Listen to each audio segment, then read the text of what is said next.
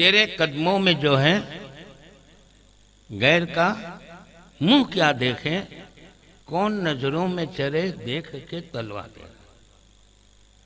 बुखारी शरीफ की हदीस है, एक सहाबी रसूल थे जिनका नाम था हजरत अब्दुल्ला इब्ने ज़ैद अंसारी, पक्के आशिक रसूल। चंद दिन तक अगर सरकार को न देखें नहीं तो बेचैन बेकरार हो जाते थे। मदीने के बाशिंदे नहीं थे। मदीने के करीब थोड़े ही फासले पर, तकरीबन 8-10 किलोमीटर का फासले पर एक गांव था, वहां पे वो रहते थे। उनकी वहां पे जमीन थी जिसमें वो खेती बाड़ी किया करते थे। 2-4 दिन काम में मशरूफ होते थे, फिर अचानक जो सरकार की याद आ गई, काम का छोड़ा और सरकार की बारगाह में आकर हाजिर हो गए। यहाँ के क्या करते थे? कुछ नहीं करते थे, न पूछते थे न कोई सवाल पूछते थे। बस एक ही काम होता था, दूर खड़े रहकर बाअदब सरकार के नूरानी चेहरे का जलवा देखा करते। नजर की टुकटुकी बांधकर बस सरकार के रुखे ज़ैबा का नजर आई और जलवा ही देखा करते। एक मर्तबा क्या हुआ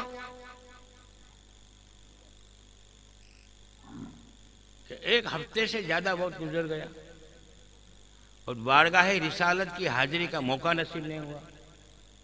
अपने खेत पे काम कर रहे थे कि दिल ने कहा कि अब्दुल्ला बस दुनिया में इतना उलझ गया कि सरकार की बारगाह की हाजिरी से भी महरूम हो गया। छोड़ ये काम तेरा और चल। बस ये ख्याल आया, सब औजार खेती बाड़ी के एक तरफ रख दिए और भागते हुए मदीना तैयबा हाजिर हुए। अब सुनना असल वाक़या, मेरे सुन्नी जन्नती भाइयों, ईमान ताज़ा हो जाएगा। जब बारगाह रिसालत में हाजिर हुए तो वो वक्त था सरकार का दुनिया से पर्दा फरमाने का। सरकार बिस्तर नूर पर जलवा अफरोज है, लेटे हुए हैं, जिसमें अक़दस पे नूरानी चादर तनी हुई है और मुक़द्दस पांव के दोनों तलवे चादर के बाहर थे।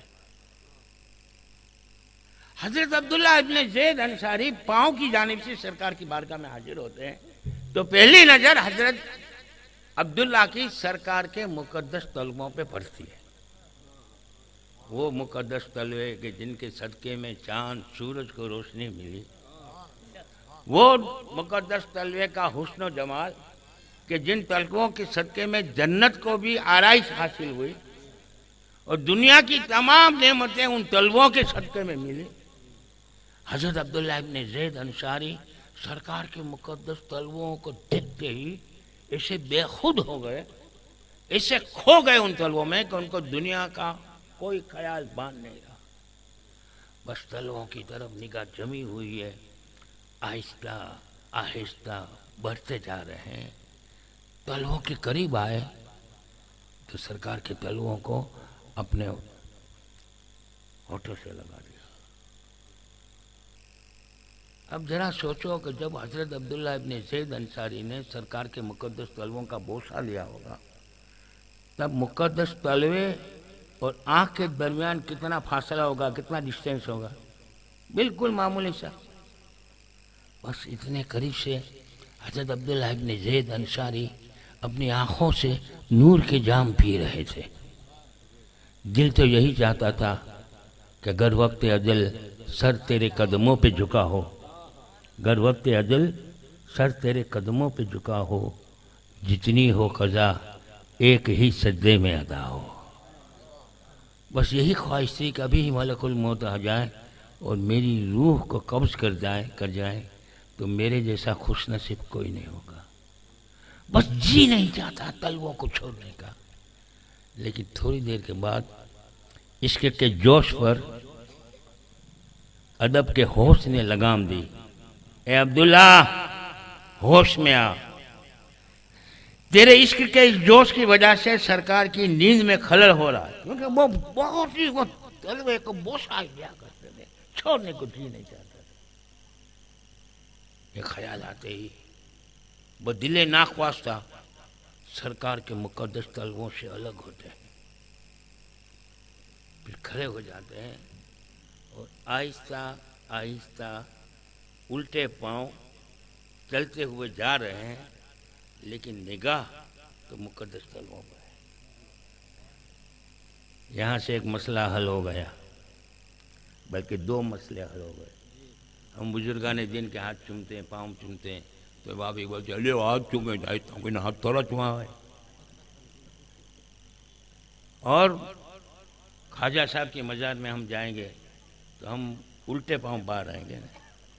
ये भी एक सहाबी की सुन्नत है। एक सहाबी ने सिखाया कि जो अदब की चीज़ होती है उसको हम पीठ नहीं दिखाते।